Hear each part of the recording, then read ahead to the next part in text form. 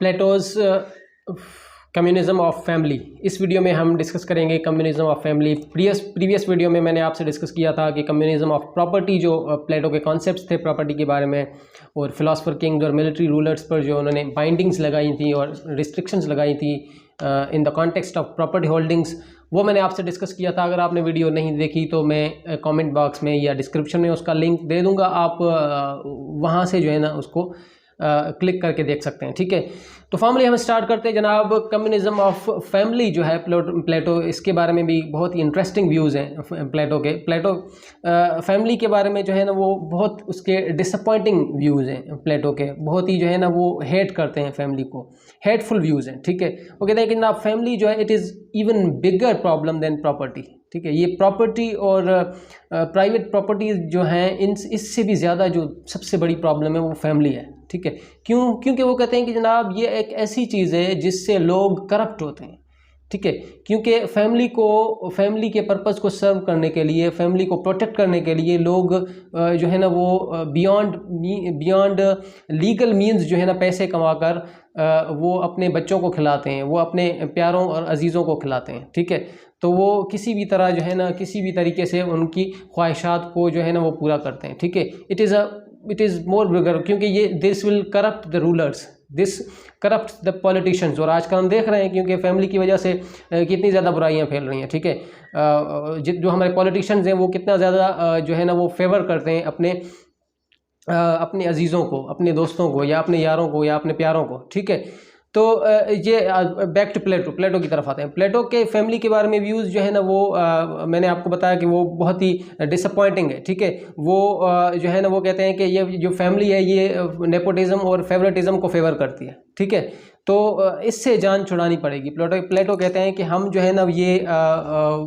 बिल्कुल जो है ना रूलिंग क्लास और बाकी जो है उनको अलाउ नहीं कर सकते हैं कि वो फैमिली रखें। ठीक है, फर्स्टली। नंबर 2 ये कहते हैं कि जनाब जो मैरिज है उसका पर्पज़ ये है कि प्रोक्रिएशन। ठीक है, प्रोक्रिएशन उन्होंने एक वर्ड यूज़ किया है अपनी बुक जो उनकी रिपब्लिक है उसमें उन्होंने वर्ड यूज़ किया प्रोक्रिएशन। इसका मतलब कि सिर्फ और सिर्फ its only purpose is to make children. ठीक है, तो ये तो रूलर्स और मिलिट्री क्लास का जो प्राइमरी रोल तो ये नहीं है कि वो अपने बच्चे पैदा करें और सिर्फ उनकी रिस्पॉन्सिबिलिटी को ही जो है ना वो पूरा करते रहें। तो ये जो मैंने फिलोसफर किंग्स इतनी मेहनत करके बनाए हैं, ठीक है, इनको इतना पॉलिश किया है, 50 साल तक उनको एजुकेट करते रहे हैं, तो मैं इनको जो है ना इन पर कोई कंप्रोमाइज़ नहीं कर सकता। तो इस वजह से इन्होंने कहा कि ये जो दो अपर क्लासेस हैं, जिस तरह से प्राइवेट प्रॉपर्टी होल्डिंग्स की रिस्ट्रिक्शंस थी दो अपर क्लासेस पर, इसी तरह से फैमिली की भी रिस्ट्रिक्शंस इन्हीं पर अप्लाई होंगी, क्योंकि they are the officials of the government. ठीक है, दे विल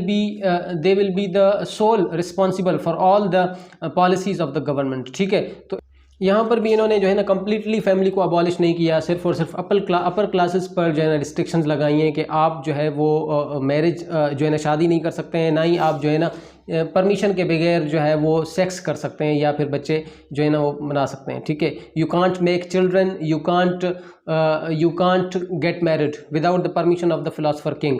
ठीक है, ये किस पर रिस्ट्रिक्शन लगा दीजिए जनाब? मिलिट्री क्लास और जो फिलोसफर किंग्स हैं उन पर रिस्ट्रिक्शन लगा दी। उसके अब देखें, अब फैमिली नहीं है, ठीक है, प्लेटो नेगेट करते हैं इस आइडिया को।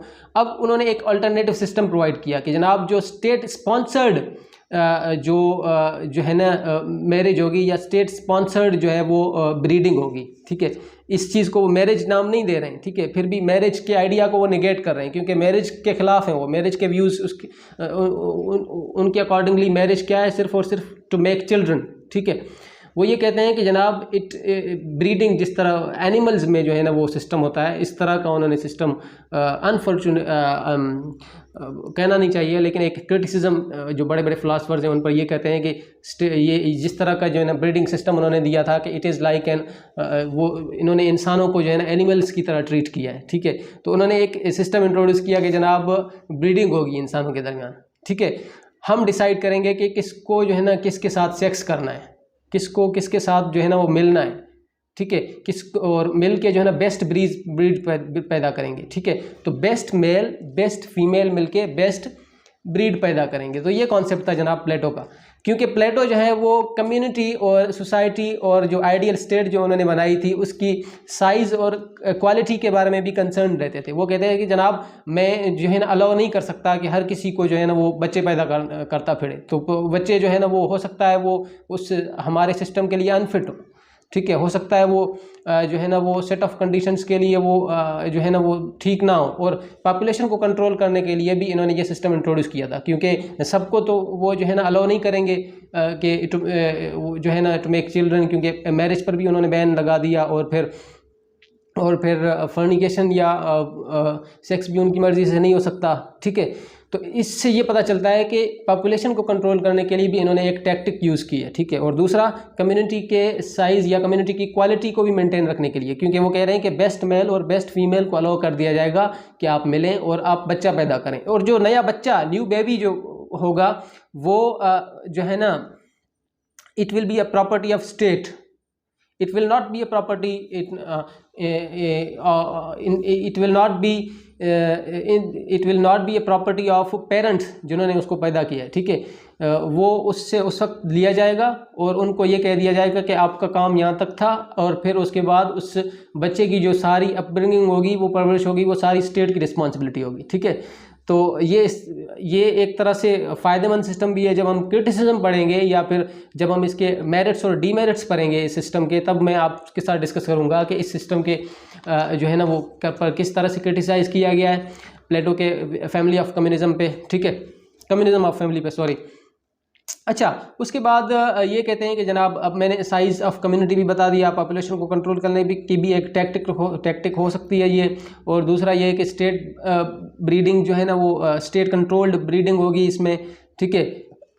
और लास्ट पॉइंट जो मैं आपके साथ डिस्कस कर रहा हूँ कि कम्प्लीटली जो है ना इस फैमिली के सिस्टम को अबॉलिश नहीं किया, क्योंकि आर्टिजन और वर्कर्स को इजाज़त दी तो वो जो है ना वो अलाउ किया गया था इनको, लेकिन फिर भी that will be controlled on some grounds, ठीक है, क्योंकि पॉपुलेशन को भी इन्होंने कंट्रोल में रखना था, ठीक है। इससे एक फ़ायदा ज़रूर हुआ, ठीक है, एक फ़ायदा ज़रूर हुआ, क्योंकि